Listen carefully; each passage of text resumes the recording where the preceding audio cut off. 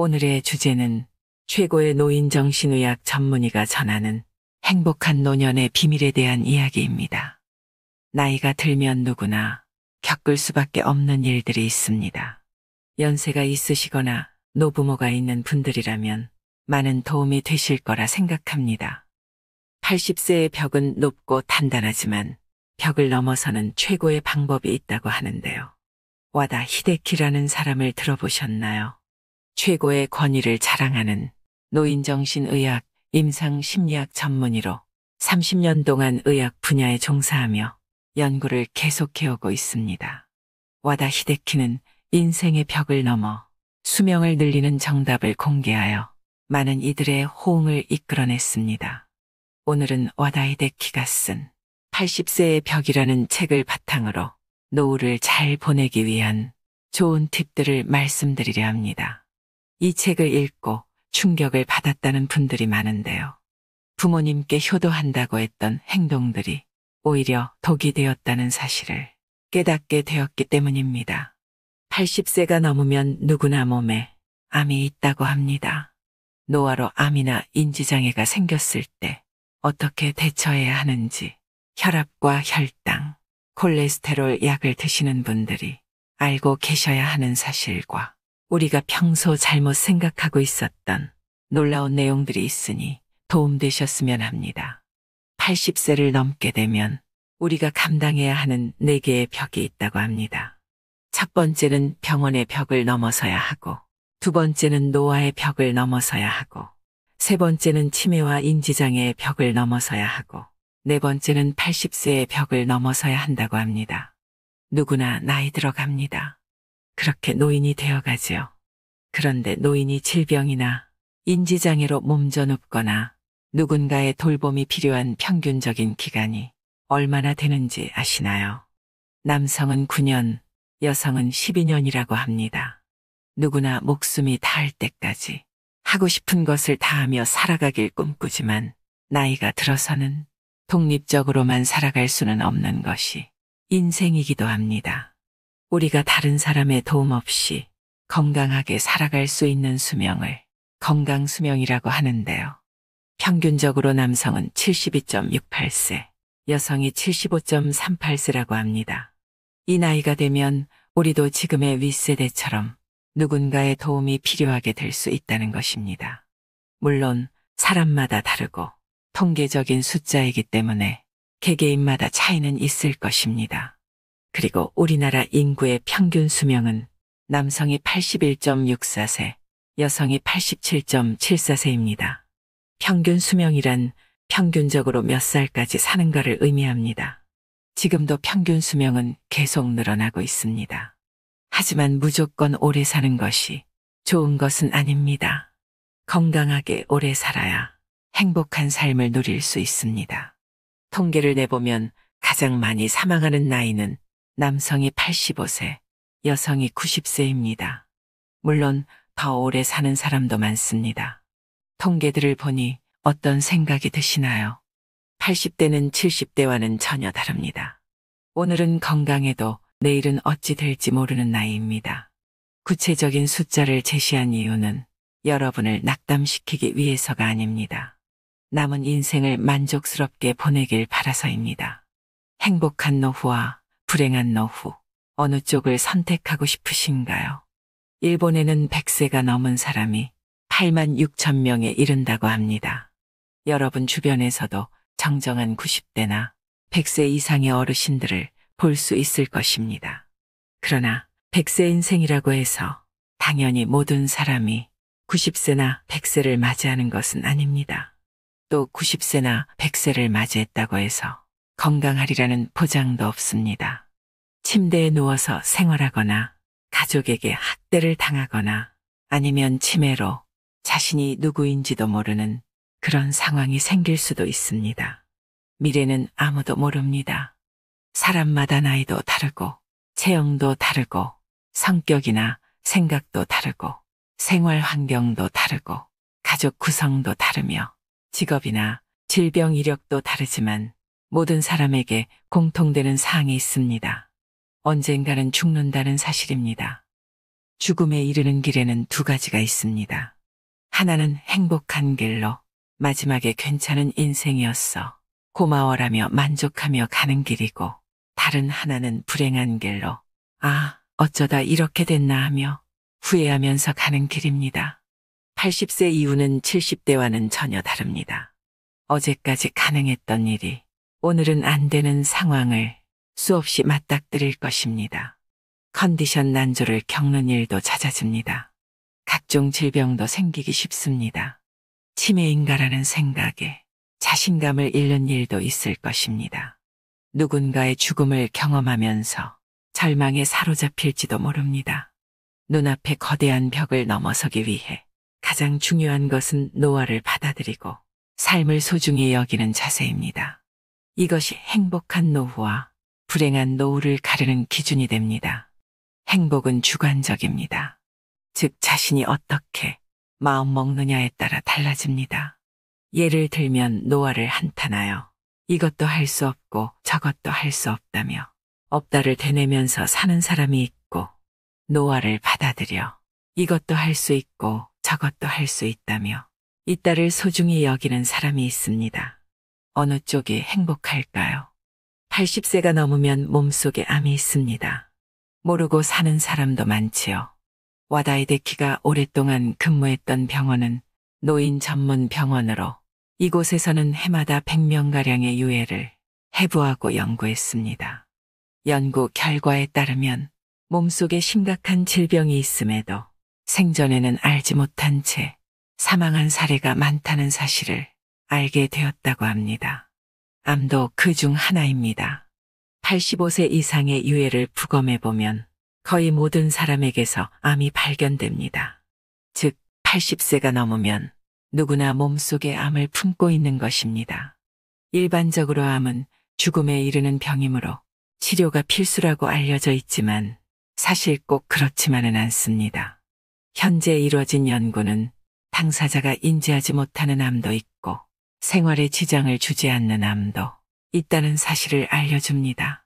특히 나이가 들면 암의 진행이 느려지므로 치료하지 않고 내버려 두더라도 문제가 안 되는 경우가 많습니다. 그래서 저자는 80세가 넘으면 암 치료는 필요가 없다라고 생각하며, 만약 지금 암이 발견된다고 해도 통증이 너무 심하거나 음식을 섭취하지 못하는 상태가 아니라고 하면 암세포를 제거하지 않을 것이라고 말합니다. 특히 80세가 지난 고령자는 수술할 필요가 없다고 하는데요. 함부로 손을 대기보다는 지켜보는 편이 낫다라고 합니다. 사실 발견하지 못했을 뿐 이전부터 암을 지닌 채 살아왔고 앞으로 서서히 진행되겠지만 한순간에 나빠지는 일은 거의 없기 때문입니다. 암 치료는 간단하지 않기 때문에 수술이든 화학치료든 몸에 심각한 부담을 줄 수밖에 없습니다. 체력이 크게 떨어지는 80세 이상의 고령자는 평소 생활로 되돌아가지 못할 확률이 높으므로 신중히 생각해 보시면 좋겠습니다. 여러분도 이 사실을 꼭 기억해 두길 바랍니다. 80세 이후에는 참지 말고 살아가는 것이 좋습니다. 암에 걸리지 않으려고 식사를 제한하고 좋아하는 술이나 담배를 삼가는 분위기가 있는데, 여든이 넘으면 몸속에 이미 암이 있을 가능성이 크다고 합니다. 그러므로 암에 걸리지 않기 위해 참는 행위는 의미가 없습니다. 좋아하는 음식이나 술을 마시는 편이 오히려 스트레스를 줄이고 즐겁게 사는 방법입니다. 그리고 실제로 암을 무리하게 절제하여 스트레스를 받으며 살기보다 원하는 일을 하며 편안한 마음으로 지내는 편이 면역력이 높아진다고 합니다. 그리고 이것이 암의 진행을 늦춘다고 알려져 있습니다. 또한 건강 우려 때문에 먹고 싶은 음식을 참는 사람이 많은데요. 비만은 건강을 해치고 염분과 당분, 지방이 3대 해악이라는 사고가 사람들의 상식이 되었기 때문입니다. 하지만 과연 그럴까요? 80세 이상이라면 더더욱 정답이 아닐 수 있습니다. 먹고 싶다는 욕구는 몸이 원한다는 뜻이기도 합니다. 고령자는 장기 기능의 저하로 식욕이 증가하는 경우가 있습니다. 예를 들면 염분이 그렇습니다. 사람은 염분이 없으면 살지 못하는데 나이가 들면 신장이 염분을 과도하게 몸 밖으로 배출하여 혈액 속에 염분이 부족해지는 현상이 나타나기도 합니다. 신장에는 나트륨을 저장해두는 기능이 있어서 체내에 나트륨이 부족해지면 배출을 멈추고 모아두는데 노화로 인해 염분 저장 능력이 떨어지면 염분이 부족하게 됩니다. 그래서 어르신들 중에 짜게 드시는 분들이 많은 것도 그런 이유일 수 있습니다. 다음으로 인지장애에 관한 이야기입니다. 인지장애는 반드시 생긴다고 합니다. 그러니 지금 하고 싶은 일을 하라고 말합니다. 인지장애는 왜 생길까요? 나이를 먹기 때문입니다. 다만 고령자의 인지장애는 대체로 매우 더디게 진행됩니다. 실제로는 20년 전부터 서서히 진행된 것이지만 대체로 알아차리지 못합니다. 인지장애는 증상이 발현된 이후에도 계속 진행되며 근본적인 치료는 불가능하다고 하죠. 암과 마찬가지로 85세가 넘은 거의 모든 고령자 대부분이 알츠하이머형 뇌 변성이 있습니다. 즉 인지장애는 병이라기보다 노화 현상에 가까워서 나이가 들면 누구에게나 생기는 증상이라고 생각하시면 됩니다. 근력이 쇠약해져서 운동 능력이 떨어지거나 피부에 주름이 잡히고 흰머리가 생기는 것과 같은 이치입니다. 60대의 인지장애는 1에서 2%에 불과하지만 70대 전반에는 3에서 4%에 이르고 70대 후반에는 10% 정도가 됩니다. 80대 전반에는 20%가 넘는데 이때부터 단숨에 큰 폭으로 증가합니다. 80대 후반에는 40%, 90세는 60%이고 95세에는 80% 정도가 인지장애를 겪습니다. 이 사실이 알려주는 정답은 마음껏 원하는 일을 하며 즐겁게 살아가야 한다는 것입니다. 변화가 없는 따분한 일상은 뇌의 활동을 둔화시킵니다. 또한 스트레스가 많은 생활도 뇌에 손상을 줍니다. 반대로 새로운 일이나 좋아하는 일을 하면 뇌는 자극을 받아 활성화됩니다. 이를 통해 인지장애의 발현을 늦출 수 있습니다. 100세 인생 시대라는 말이 오히려 80세의 벽을 높이기도 합니다. 80세라고 하면 과거에는 인생의 종착지 같은 느낌이었습니다. 하지만 오늘에는 100세 인생이라 하여 갑자기 20년이나 늘어나 꼬린 지점이 멀어졌습니다. 수명이 길어진 일은 기쁘지만 좀 걱정되는 점도 있습니다. 오래 살아야 한다는 강박에 사로잡혀 있기 때문입니다. 사실은 먹고 싶지만 건강에 해롭다니까 참는다. 몸을 움직이기 힘든데 건강을 위해 무리하여 운동한다. 좋아하는 담배나 술을 건강에 해롭다고 삼가한다. 하고 싶은 일이 있지만 이 나이에라며 참는다. 효과를 느끼지 못하면서도 오래 살려는 마음에 계속 약을 먹는다. 80세가 넘은 사람이라면 전부 자제할 필요도 무리할 필요도 없는 일들입니다. 더 정확히는 자제해서도 안 되고 무리해서도 안 되는 일들입니다. 60대 정도라면 분명 효과가 있는 방법이겠지만 80세가 넘어서까지 참을 필요는 없습니다. 하나하나는 소소한 일일지 몰라도 쌓이다 보면 마음에 부담이 되어 확실히 수명이 줄어듭니다. 100세 인생이라는 말이 도리어 80세의 벽을 높이고 있습니다. 지금까지 열심히 살았으므로 80세 이후부터는 자기 즐거움을 위해 행동해야 합니다. 저자는 임상 현장에서 의학서나 논문의 지식이 전부가 아니라는 것을 깨달았다고 합니다. 환자가 살아있는 교과서였다는 것이죠. 환자들을 접하면서 인간은 누구나 오직 하나뿐인 존재이며 인생에는 우열이 없다는 사실을 깨달았다고 합니다. 진시황제를 들어본 적이 있을 것입니다. 2200년 전에 최초로 중국을 통일하고 절대적인 부와 권력을 손에 넣었던 인물입니다. 모든 것을 얻은 진시황제가 마지막으로 원했던 것은 불로불사의 육체였다고 합니다. 그는 각지에서 특효약을 가져오게 하는 등 온갖 수단을 동원했지만 끝내 소원을 이루지 못했습니다. 마지막에는 불사의 효과가 있다고 알려진 수은을 넣은 약을 먹다가 사망하게 되죠. 뛰어난 무인조차도 늙음과 죽음 앞에서는 냉정함을 유지하지 못했다는 것을 알 수 있습니다. 어찌 보면 우리처럼 평범한 사람들이 늙음과 죽음을 두려워하고 회피하려는 것은 당연한 일일지도 모릅니다. 오늘 건강하게 걷는 사람이 1년 후에도 그러리라는 보장은 없습니다. 그렇다고 해서 걷지 않는 생활만을 계속하다 보면 전혀 걷지 못하게 됩니다. 남은 기능을 쓰지 않으면 순식간에 쇠약해지는 것이 고령자의 무서운 현실입니다. 82세에서 83세 무렵에 급격하게 쇠약해지는 사람들이 있는데 이들은 대개 80세를 계기로 일을 그만둔 사람들입니다.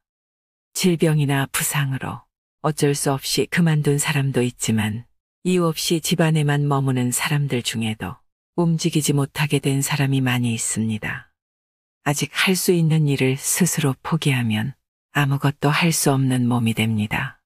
이 얼마나 안타까운 일인가요? 노쇠한다는 것은 서서히 몸이 약해져서 사망에 이르는 것을 말합니다. 천수를 다한 죽음이라 할 수 있는데요. 노쇠로 인한 사망은 대체로 가정에서 생을 마치게 됩니다. 80세가 넘으면 암이 크고 작고의 차이일 뿐 거의가 가지고 있는 것입니다. 뚜렷한 증상은 없더라도 어딘가 불편함을 느꼈을 것입니다. 이 상태로 병원에 가게 되면 의사는 검사를 하고 약을 처방합니다. 우리는 이것이 당연한 의료 절차라고 생각합니다.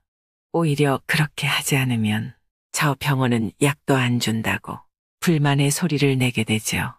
하지만 저자는 이것이 정말 옳은 의료일까 묻습니다. 꼭 한번 고민해 보시길 바랍니다. 저희 남편이 그렇습니다.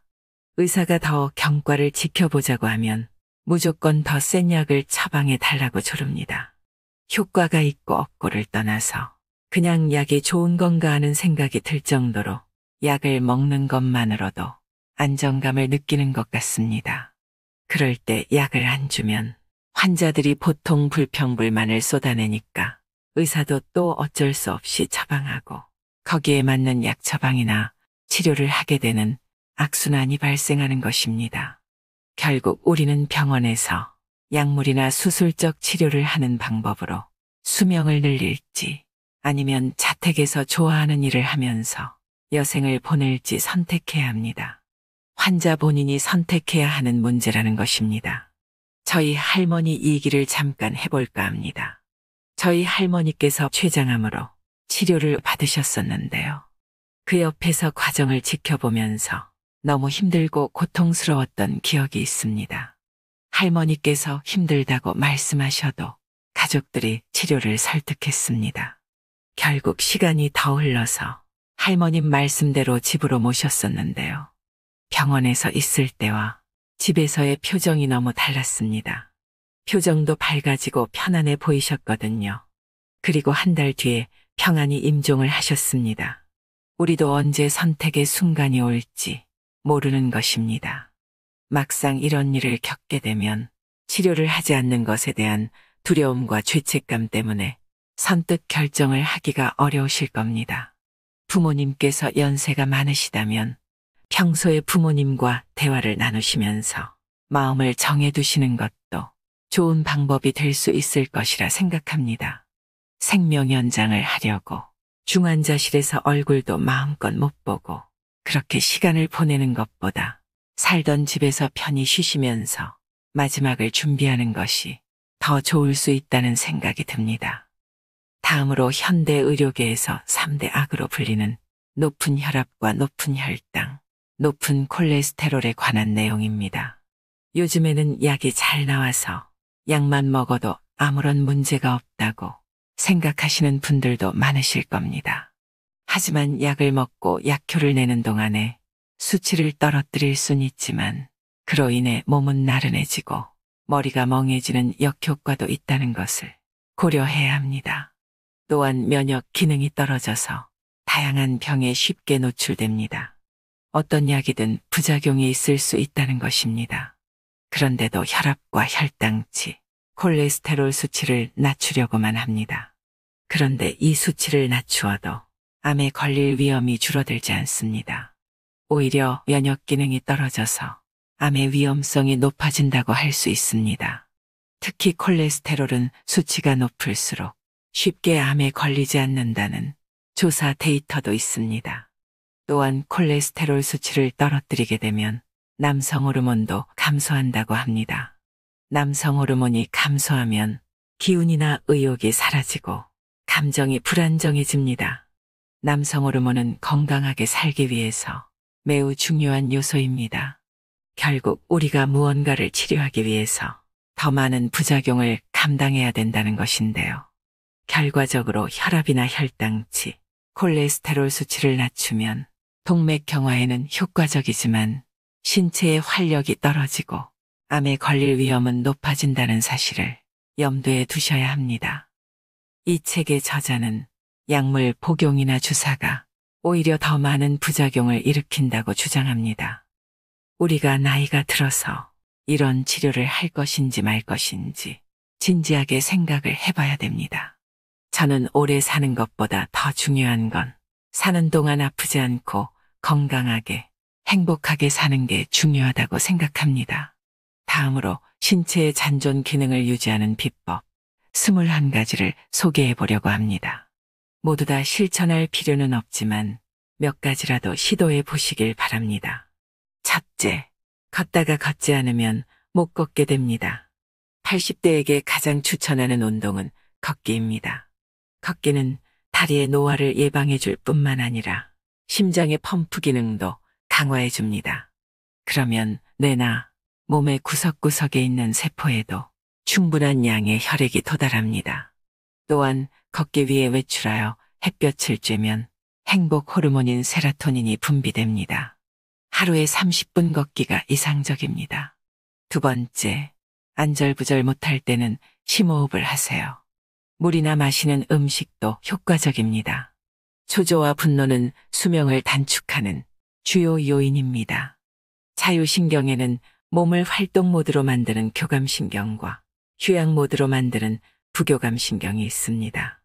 초조해하면 교감신경이 활발해져서 심박수나 혈압이 올라가고 위장활동이 나빠집니다. 이를 진정시키는 가장 손쉬운 방법이 심호흡입니다. 뇌에 충분한 양의 산소가 도달하여 흥분을 가라앉게 합니다. 눈을 감고 숨을 깊이 들이마신 다음 충분히 내쉬세요. 이를 반복하다 보면 심신이 안정을 되찾게 됩니다. 세 번째, 운동은 힘들지 않을 정도로만 하세요. 호흡이 거칠어지는 현상은 심장에 부담이 간다는 증거입니다. 이때 심박수와 혈압도 같이 올라가고 체내 활성산소도 증가합니다. 활성산소는 세포에 손상을 입히고 노화나 암을 일으키는 원인이 되는데 운동을 지나치게 하면 활성산소가 필요 이상으로 증가하여 몸에 큰 부담을 주게 됩니다. 또한 무리한 운동은 근육이나 관절, 뼈를 상하게 하기도 합니다. 그렇게 되면 몸을 움직일 수 없어서 도리어 근력이 약해집니다. 네 번째, 더울 때는 에어컨을 틀고 물을 마시세요. 폭염으로부터 목숨을 지켜야 합니다. 일사병이나 탈수 증상은 고령자 사망의 주요 요인 중 하나입니다. 겨울철에 감기로 사망하는 사람보다도 그 수가 더 많습니다. 해마다 일사병으로 사망하는 사람 중 80%가 65세 이상입니다. 일사병이 생기는 이유는 온도에 대한 감각이 둔화되거나 체온 조절이 순조롭지 않아서입니다. 신장 기능의 저하나 혈압 강화제 이뇨작용으로 인해 체내의 수분이 부족해져서 발생하기도 합니다. 여름철에는 에어컨을 틀고 수분 보충을 철저히 하는 게 중요합니다. 다섯 번째, 기저귀를 부끄러워 마세요. 기저귀는 행동 반경을 넓혀주는 우군입니다. 나이가 들수록 배뇨 문제로 고민하는 사람이 많습니다. 하지만 이 문제는 받아들이는 수밖에 없습니다. 대기업 사장과 음악가, 영화 감독 등 기저귀를 차고서도 성공한 사람은 얼마든지 있습니다. 기저귀를 차면 배뇨를 걱정하지 않아도 되기 때문에 자신의 일에 전념할 수 있고 활동 범위도 늘어납니다. 배뇨 기능은 약해졌지만 그 밖에 뛰어난 능력은 아직 많이 남아 있습니다. 한 가지 능력을 상징적으로 받아들여 이제 인생은 끝이다라고 생각하지 말고 이 능력은 약해졌지만 저 능력은 문제 없다라고 생각하며 당당해지도록 하세요. 6번째, 씹으면 씹을수록 몸과 뇌는 깨어납니다. 고령이 되면 위장 활동이 약해져서 소화 흡수 능력이 떨어집니다. 이를 보충해주는 방법이 쉽게입니다. 위장의 부담을 줄여줄 뿐만 아니라 소화 흡수 기능도 향상됩니다. 또한 충분히 씹어서 턱 주위의 근육을 움직이면 뇌에도 자극이 갑니다. 나아가 충치나 치주염, 폐렴에도 효과적입니다. 포만감을 높여서 과식을 방지하고 적당량을 섭취할 수도 있습니다. 7번째, 기억력은 나이 때문이 아니라 쓰지 않아서 떨어집니다. 일반적으로 고령이 되면 기억력이 저하된다고 하는데요. 이를 부정하기는 쉽지 않지만 무조건 나이가 들면 기억력이 떨어진다라고 단정할 수는 없습니다. 왜냐하면 젊은 사람이라 하더라도 기억력이 떨어졌다라고 자기 암시를 하면 기억력이 저하되기 때문입니다. 기억력은 나이가 들어서가 아니라 기억할 마음이 없어서 떨어지기도 합니다. 기억해야지라는 의욕이 상실되어 기억하지 못하게 되는 것입니다. 이를 예방하기 위해서는 기억력이 떨어졌다고 한탄하지 말아야 합니다. 바로 기억나지 않는다고 포기하지 말고 기억의 실마리를 더듬어서 떠올리려 노력해야 합니다. 몸의 근육은 사용하지 않으면 쇠퇴합니다. 뇌도 마찬가지입니다.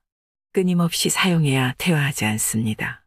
8번째, 드시고 계신 약을 점검하세요. 참고 먹을 필요는 없습니다. 약은 독입니다. 단순한 반어적 표현이 아니라 많은 의사들이 놓치는 진실입니다. 확실히 약은 증상을 개선하지만 약을 먹어야 오래 사는지 알 수 없습니다.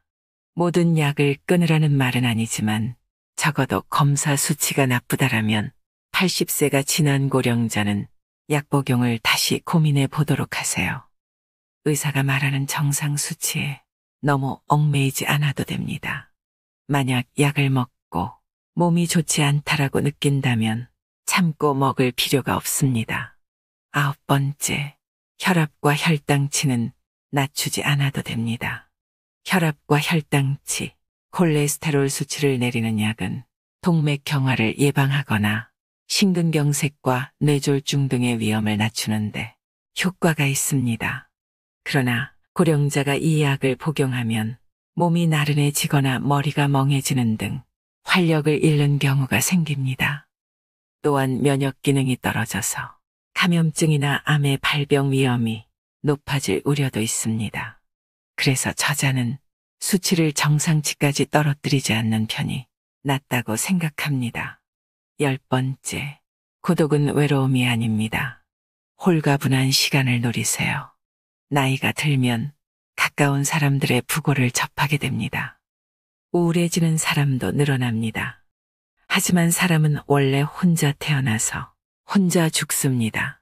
인간은 본디 고독한 존재입니다. 외롭다라고 마음을 닫지 말고 사람들과의 교류를 가져보세요. 나이가 들수록 혼자 보내는 시간이 늘기는 하겠지만 외롭다고 슬퍼하지 말고 아무도 신경 쓰지 않고 자유로이 보낼 수 있는 시간이라고 생각을 전환해 보시길 바랍니다. 11번째, 땡땡이는 부끄러운 일이 아닙니다. 억지로 참고 할 필요는 없습니다. 고령자 중에는 성실한 사람이 많아서 한 번 정한 일은 끝까지 하는 성향을 지닌 사람이 많습니다. 하지만 이는 젊은 사람들이 사는 법입니다. 80세가 되면 몸이 내는 목소리나 자신의 솔직한 마음에 귀를 기울이도록 하세요. 오늘은 하기 싫다라는 마음이 들면 게으름을 부려도 됩니다. 쉬고 싶다라는 생각이 들면 쉬어도 됩니다. 참지 말고 마음이 편한 쪽으로 행동하세요.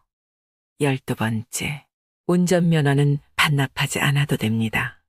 경찰청에서 발표한 원동기 이상의 면허를 지닌 연령층별 사고 건수에 따르면 사고를 가장 많이 내는 연령은 16세에서 19세로 1489건이고 다음은 20에서 24세로 876건입니다. 한편 80에서 84세가 604건, 85세 이상이 645건, 70대가 500건 전후입니다. 고령자만 위험한 존재가 아니라는 뜻입니다. 고령 운전자에게만 인지장애 검사를 의무화하고 면허를 반납하라며 사회적으로 무언의 압력을 가하는 것도 차별입니다. 획득한 권리를 간단히 내어주어서는 안 됩니다. 80세가 넘은 고령자는 현재의 내가 할 수 있는 일이나 가지고 있는 능력을 되도록 유지해야 합니다. 13번째, 좋아하는 일을 하세요. 싫어하는 일은 하지 않는 게 좋습니다. 좋아하는 일을 하고 싫어하는 일을 하지 않는 것. 이것은 고령자의 기본 자세입니다. 사실은 하고 싶은데 참는다. 사실은 하기 싫은데 참는다와 같은 태도는 지금 당장 그만두길 권합니다. 80대는 어느 날 갑자기 움직이지 못하게 될 위험을 항상 안고 있기 때문입니다. 아, 그때 할 걸 그랬다며 후회하는 일이 없도록 하루하루를 알차게 보내세요. 14번째, 성적 욕구는 당연한 일입니다. 부끄러워하지 않아도 됩니다. 여성이든 남성이든 고령자 중에는 성욕이 있는 사람도 있고 없는 사람도 있습니다. 성욕이 있다는 사실을 부끄러워할 필요는 없습니다. 성욕이 있는 동안은 애써 자제할 필요도 없습니다. 언제까지 계속될지는 알 수 없지만 자신에게 있는 능력을 포기하지 않는 자세는 가장 중요한 요소입니다. 15번째, 밖으로 나가세요. 80세 이상의 고령자에게 가장 적당한 운동은 걷기입니다. 하지만 코로나19 유행으로 외출을 삼가는 사람이 늘어났습니다. 그 결과 인지장애 환자는 물론이고 우울한 사람들도 증가했습니다. 그 원인 중에 하나가 세로토닌 분비량의 감소입니다. 세로토닌은 행복 호르몬이라 불리며 행복감을 높여주는 역할을 합니다. 햇볕을 쬐거나 즐거운 일을 하면 더 많이 방출된다고 알려져 있습니다. 집안에서만 지내면 근력이 약해지고 세로토닌의 양도 줄어듭니다. 그렇게 되면 무력감이나 불안, 스트레스를 느끼기 쉽습니다. 16번째, 먹고 싶으면 먹으세요. 통통한 편이 적당합니다. 수많은 데이터가 조금 살찐 사람이 오래 산다는 결과를 보여주고 있습니다. 80세가 지난 고령자는 대사증후군을 걱정하기보다는 통통한 상태를 유지할 수 있도록 먹고 싶은 음식을 먹어야 합니다. 17번째, 조금씩 자주 드세요. 80대가 되면 자유로운 시간이 늘어나지만 근력이나 장기의 기능은 떨어집니다. 이를 해결하는 방법이 조금씩입니다. 조금씩 먹고 조금씩 걷고 조금씩 자는 것입니다. 예를 들면 한꺼번에 배불리 먹지 말고 조금씩 먹으세요. 한 번에 내리 30분을 걷지 말고 아침과 점심, 저녁으로 10분씩 나누어 걷는 것입니다. 시간은 충분하므로 무리하지 말고 조금씩 자주 하는 생활 방식으로 전환해야 몸과 마음이 편안해집니다. 18번째, 인간관계를 점검하세요. 싫은 사람과는 어울리지 마세요. 80대가 되면 자연히 싫은 인간관계로부터 해방될 수 있습니다. 좋아하는 사람이나 마음이 맞는 사람을 정기적으로 만나는 것이 이상적이지만 나이가 들수록 외출을 꺼리게 됩니다. 이러한 경향은 남성 호르몬의 감소와 관련이 깊어서 남성들에게서 특히 두드러집니다. 80이 넘은 고령자에게 사람들과의 만남은 양날의 검과도 같습니다. 심신의 건강과 노화 예방을 위해서는 사람들과의 교류가 중요하지만 무리한 교류는 오히려 적잖은 스트레스가 되기 때문입니다. 직접적인 만남은 아니지만 인터넷에 자신의 의견을 올리거나 정보를 공유하는 방법도 있습니다. 어쨌든 무리한 교제는 그만두고 스트레스가 없는 관계는 지속하세요. 19번째, 텔레비전을 버리고 밖으로 나가세요. 지금의 80대는 온종일 텔레비전을 틀어놓고 별 생각 없이 보는 사람이 많습니다. 하지만 이런 생활을 계속하면 사고력은 저하되고 뇌와 신체의 기능은 퇴화합니다. 텔레비전을 끄고 밖으로 나가보면 어떨까요? 바깥 세상은 신선한 자극으로 가득해서 당신의 마음과 몸, 그리고 뇌를 건강하게 해줄 것입니다. 20번째, 투병보다는 병과 함께하세요. 재택돌봄이라는 선택지도 있습니다. 재택돌봄이란 암처럼 사망 시기를 예견할 수 있는 환자가 남은 시간을 집에 머무는 채로 좋아하는 일도 하고 좋아하는 음식도 먹으면서 마지막을 맞이한다는 뜻입니다. 즉 투병이 아니라 병과 함께라는 것입니다. 기간은 수개월에서 1년 정도인데 환자가 거의 마지막까지 신변정리나 대화를 할 수 있으므로 가족의 부담이 비교적 덜합니다. 물론 몸 상태가 급변할 때를 생각하면 병원에 머무는 편이 더 안심이겠지만 남은 시간을 자기답게 보낼 수 있다는 장점이 있습니다. 21번째, 고령자의 마법 주문을 외우세요. 어떻게든 되겠지 하는 것입니다. 80세가 넘으면 신체의 부자유, 컨디션 난조와 지인의 부고 등 갖가지 시련들이 끊임없이 닥쳐옵니다. 그래서 더는 못하겠어. 혹은 이제 틀렸어 하는 부정적인 사고에 빠지기 쉽습니다. 하지만 이와 같은 부정적인 사고는 노화를 촉진하는 요인이 됩니다. 부정적인 사고에 빠지려 할 때 도움이 되는 말이 어떻게든 되겠지입니다. 겨우 이 한마디가 뇌의 도파민의 분비를 촉진시켜 사고력이나 의욕을 높여줍니다. 뇌는 의외로 단순해서 자기 말을 믿으려는 성질이 있기에 어떻게든 해보자라며 힘을 내게 된다고 합니다. 우리가 잘 죽기 위해서 꼭 선택해야 하는 최후의 결정이 있습니다.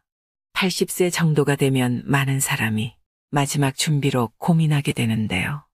80세가 넘으면 먹고 싶은 거 마음껏 드시고 하고 싶은 것도 마음껏 하시면서 내가 원하는 인생을 자유롭게 사는 것이 최고입니다.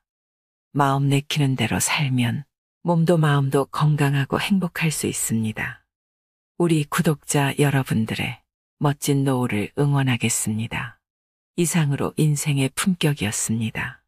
하루하루 당신의 품격이 더 빛나길 바랍니다.